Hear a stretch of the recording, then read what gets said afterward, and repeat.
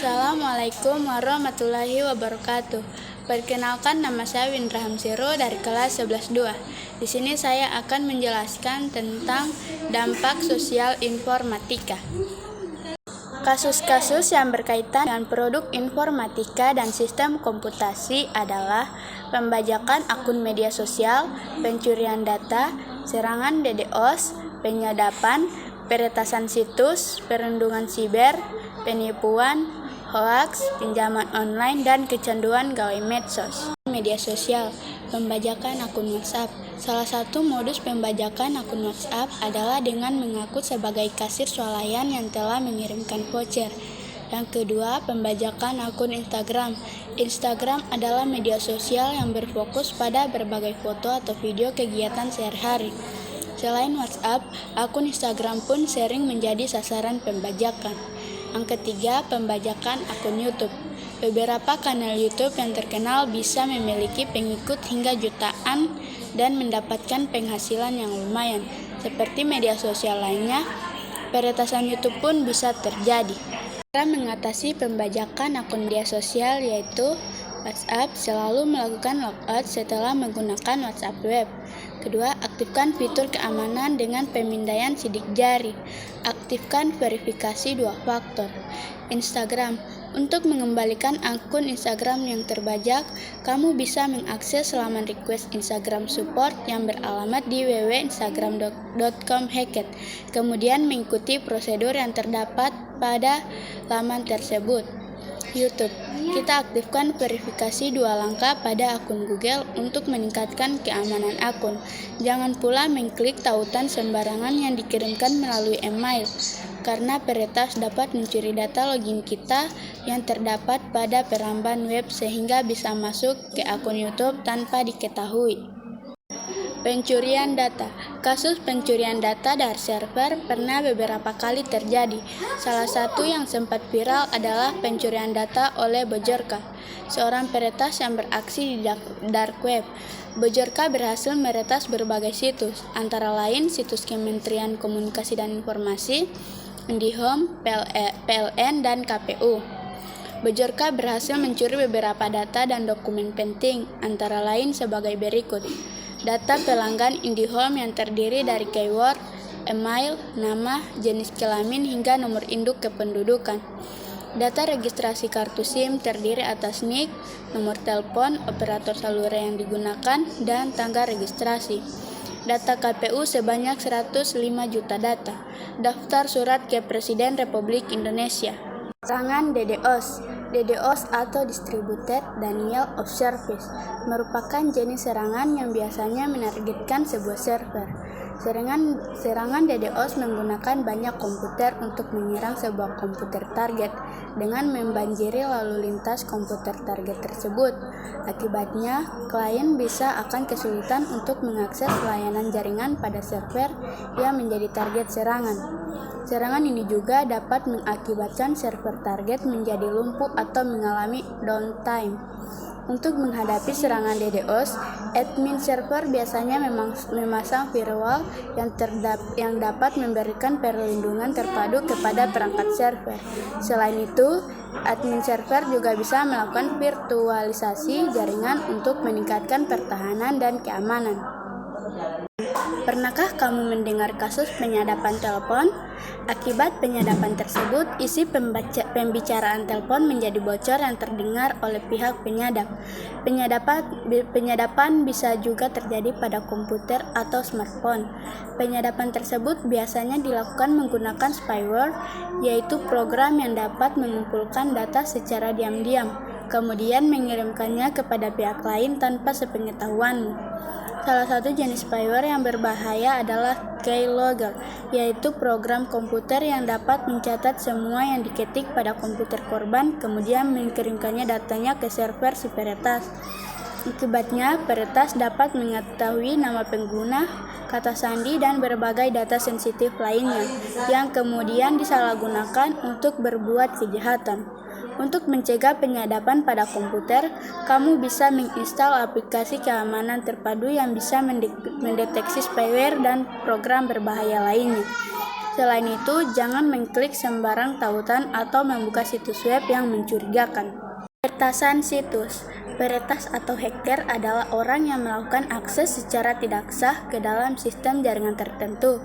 Peretas memiliki kemampuan dan pengetahuan tentang perangkat keras, jaringan komputer, dan bahasa pemrograman.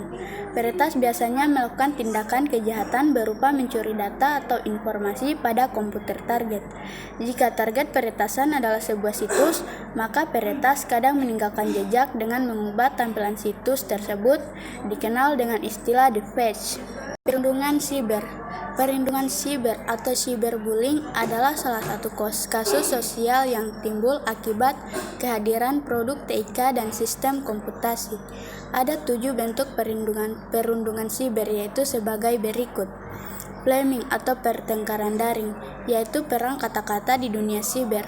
Yang kedua ada harassment, yaitu pelecehan, yaitu penggunaan kata-kata kasar.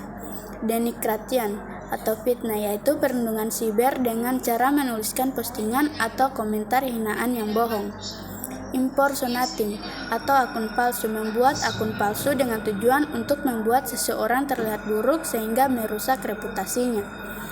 Trickery atau tipu daya, yaitu memperdaya seseorang untuk melakukan sesuatu yang memalukan atau membuka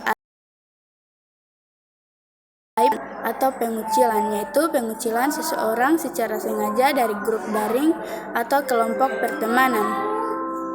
Cyberstalking atau penguntitan siber, yaitu mengikuti aktivitas daring seseorang sehingga membuat orang tersebut merasa tidak nyaman atau khawatir atas keselamatannya. Untuk mencegah perlindungan siber, ada beberapa hal yang bisa kamu lakukan, yaitu sebagai berikut. Waspadalah ketika menerima panggilan telepon, SMS, atau pesan singkat dari nomor yang tidak dikenal.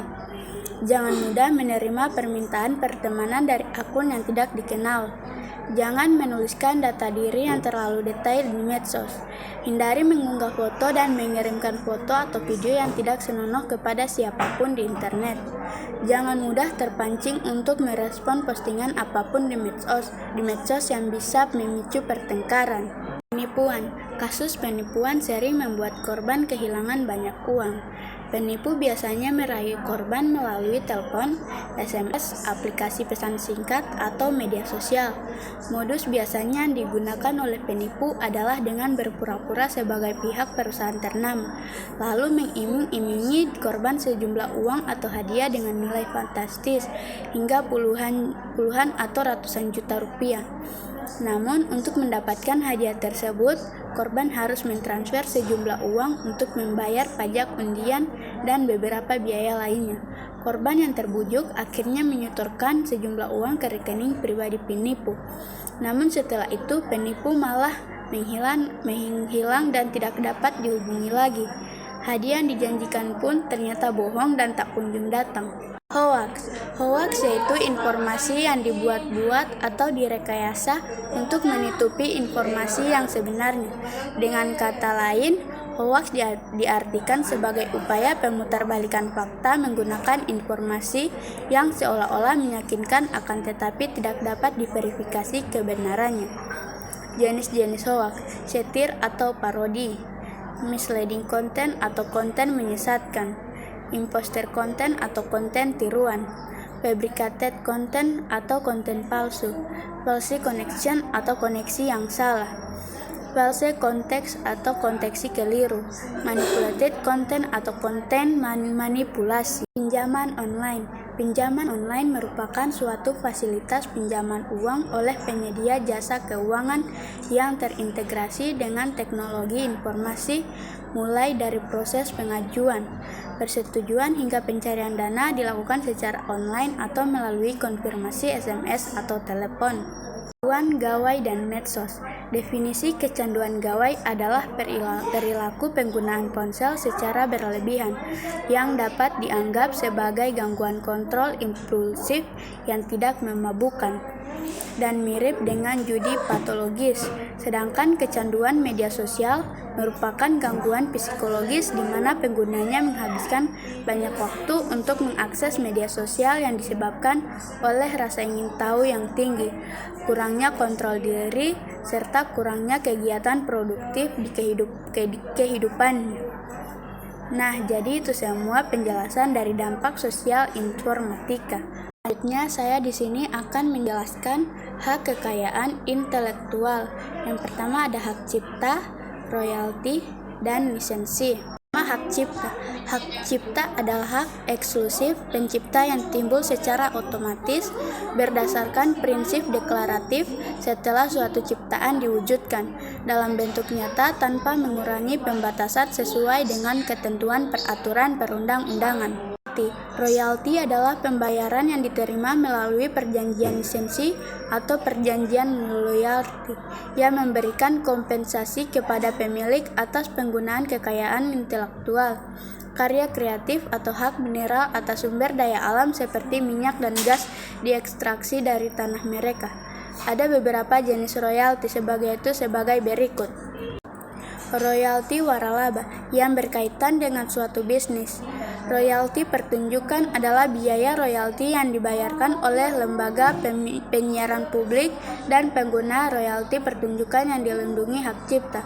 Royalti paten yaitu yang berkaitan dengan ciptaan suatu karya. Royalti buku adalah royalti yang diberikan oleh pihak penerbit kepada penulis buku. Royalti mineral adalah royalti yang dibayarkan perusahaan ekstraksi mineral kepada pemilik tanah atau properti sebagai bentuk kompensasi. Lisensi secara umum dapat diartikan pemberian izin. Hal ini termasuk dalam sebuah perjanjian. Definisi lain, pemberian izin dari pemilik barang atau jasa kepada pihak yang menerima lisensi untuk menggunakan barang atau jasa yang dilisensikan. Lisensi perangkat lunak komputer bisa juga digolongkan berdasarkan biaya yang harus dibayar, yaitu sebagai berikut. Freeware adalah perangkat lunak gratis yang dapat diunduh dan digunakan. Shareware atau trial adalah perangkat lunak gratis yang dapat diunduh dan digunakan oleh pengguna dalam waktu terbatas. Open source adalah perangkat lunak yang dapat diunduh dan digunakan secara bebas. Nah, jadi itulah penjelasan dari saya tentang dampak sosial informatika dan hak kekayaan intelektual. Thanks for watching.